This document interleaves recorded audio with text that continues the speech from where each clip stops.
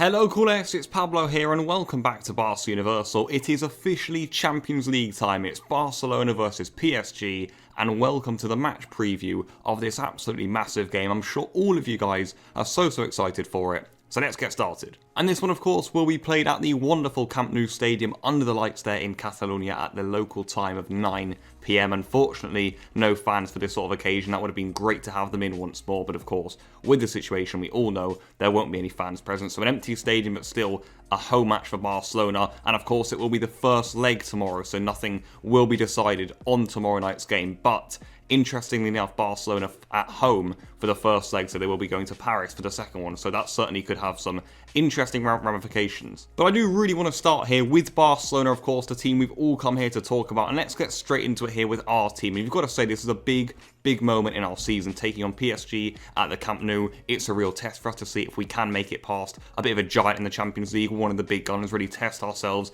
against a top side and see if we can make it through to the quarterfinals in this sort of transitional season. And I mentioned taking on a big team there and actually seeing if we can go head to head with them and beat them and get over the line, because if you look back earlier in the season, guys, we've played this sort of game, let's be fair with ourselves, and we've lost way too many of them. You look at the big sides we've played: Real Madrid, Atletico, Juventus, even Athletic Club and Sociedad in the Supercopa, Sevilla in the Copa del Rey just then. We've played a lot of big teams and we haven't done well against them. It's as simple as that. We've played okay.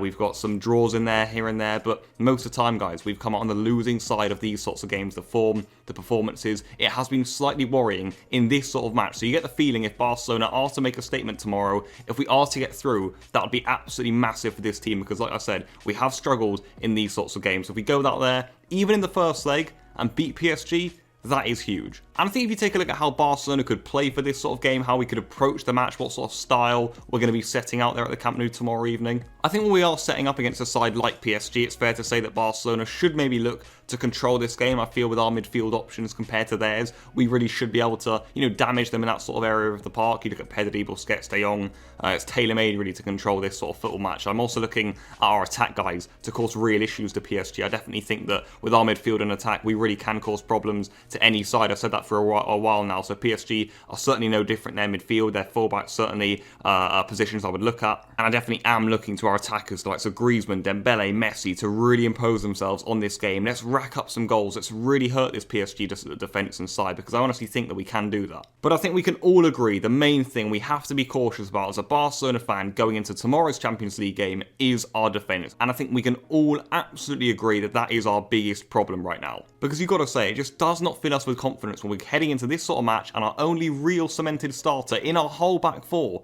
is Jordi Alba. Because you've got to say, you're looking at other defence, we've got Longley, we've got Mingueza, we've got Umtiti, Piqué's coming back from injury, Dest is only just about fit at right back. So nothing is really secure at the back, and even when we do pick a set back four, it just hasn't performed well all season. And like I said, coming into this sort of Champions League game, this magnitude against a PSG side, with players like Mbappe up front, that's not good at all. So it will be interesting to see what Ronald Koeman goes for. Piqué actually could be fit to play this one. He probably will be in the squad list tomorrow, but again, that is going to be Koeman's decision to see whether he does play Piqué for this sort of game, and that certainly could shape some big things up at the back. Unfortunately, guys, Araujo will not be fit to play this one. He is still injured. He did not train with the team today, and he won't be training or playing with them tomorrow either. So no Araujo, but Piqué could be back. So when we take a look at how Barcelona could line up for this game, I think this is one of the lineups we certainly could see. You look at ter Stegen in goal, of course, will be there. Left back Jordi Alba. At centre back, I think maybe the sensible thing to do would be to put Longley next to Mingueza and then play Serginho Dest at right back. I still feel even that defence, guys, it doesn't exactly fill me with confidence. You look at Dest there, who hasn't played a lot of football of late. How is he going to be able to deal with the pace of the likes of Mbappe on that left-hand side? We'll have to wait and see about that. And then in defence, guys, Mingueza and Longley, they've got to have some really big performances tomorrow. When I look further up the pitch, though, I'm looking at these guys to make the difference for us. I briefly mentioned it there, but Dembele, Messi, Griezmann, Pedri, De Jong, Busquets, it's full of quality. It's got enough there to hurt PSG. It's certainly got enough to beat PSG. I simply feel we have got to be wary about our defence. Certainly something Koeman could do is bring Gerard Piqué straight back in for this one. I would not be surprised if he does that. As a Barcelona fan, I'm not entirely sure whether that is the correct thing to do. I'm sure you guys will have your views on that one too. Maybe some of you will be thinking, yep, our defence is so bad, let's just get Piqué back in there. Others of you will be thinking, hey, it's his first game back in, 3 months now? Probably not a good idea. So that is a decision Koeman has to make. And I do feel if we do bring Piqué back in, you look across that back line, guys. Of course, we've got Dest at right back, then it's Piqué, it's Lenglet, it's Jordi Alba, it's the culprits that have been there in the Champions League, in Barcelona's big games for a while now. This season has been about rejuvenating, bringing different players in, getting that young, fresh side playing together.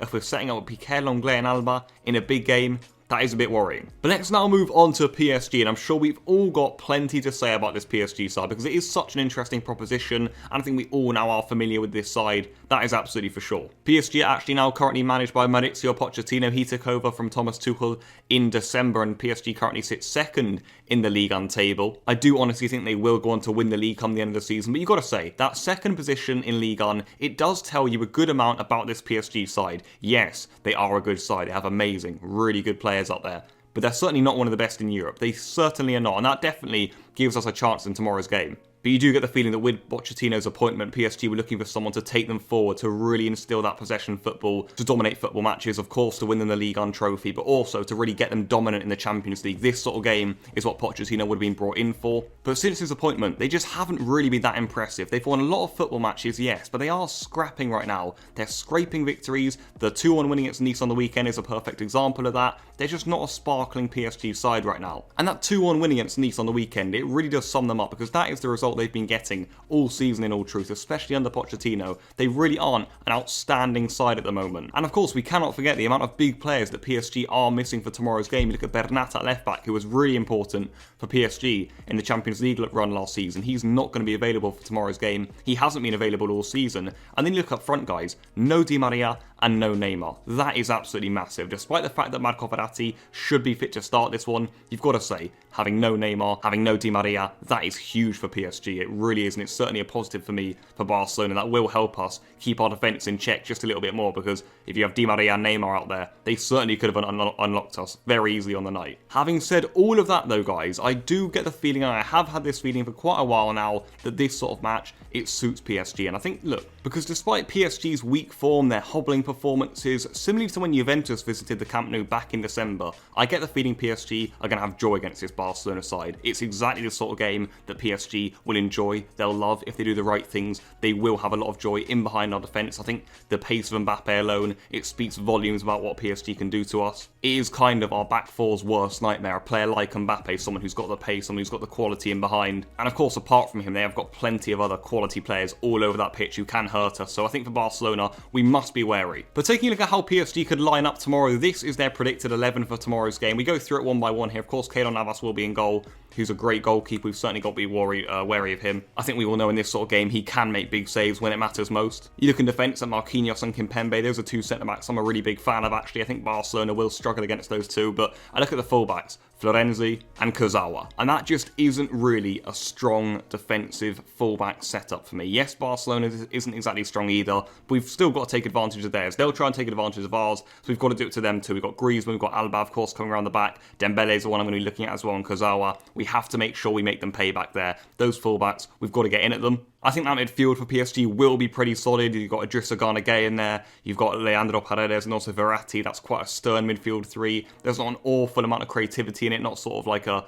CAM, if you like, someone who's going to link play. But Verratti will try and do that job. But for PSG, it can help control the game. They'll like to break up possession with Gueye and Paredes, that's for sure. Two really good tacklers. So I do like the look of that midfield for PSG. So that will be a good battle between theirs and Barcelona. So I'm backing Busquets, Pedri and De Jong to do a good job in there and help us out. And then up front, you've got to say this is good news for Barcelona. They've got plenty of good players, of course. Moise Keane's been on good form. He's scoring a lot of goals for Pochettino. And Mbappe, of course, we all know about him. And then Icardi up front. These are all guys who can put the ball in the back of the net quite seamlessly. You've got to say, no Neymar, no Di Maria. That's good news for Barcelona. That front three certainly could have been stronger. And also no Bernat at left back, who certainly could have helped contain Ousmane Dembele. So it's going to be an interesting PSG lineup. That's what we've gone for. and let's see how this one plays out. And to wrap up the match preview, let's end with my match prediction. I've gone for Barcelona 2, PSG 1. This would be a big win for Barcelona. It actually wouldn't be the best first leg scoreline. 2-1 still means PSG could go back to the Parc des Princes and actually win 1-0 and still progress to the quarterfinals. So it wouldn't be an overly amazing scoreline. I don't feel Barcelona are going to wipe the floor with PSG tomorrow. I still feel it will be a close game. If we draw, even if we lose, I wouldn't be that surprised. But I still do feel we are playing well right now, probably better than PSG. And if we do play our game, if we don't let PSG in behind, which is going to be hard, then we will have a bit of luck tomorrow. But I want to know what you guys think. What do you think is going to happen in tomorrow's game? I hope I've covered everything there in a digestible manner.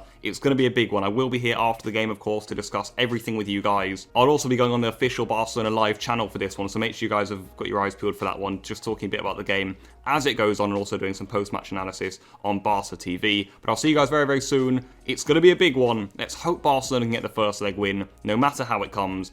Game at a time. Let's see what we can do. Goodbye.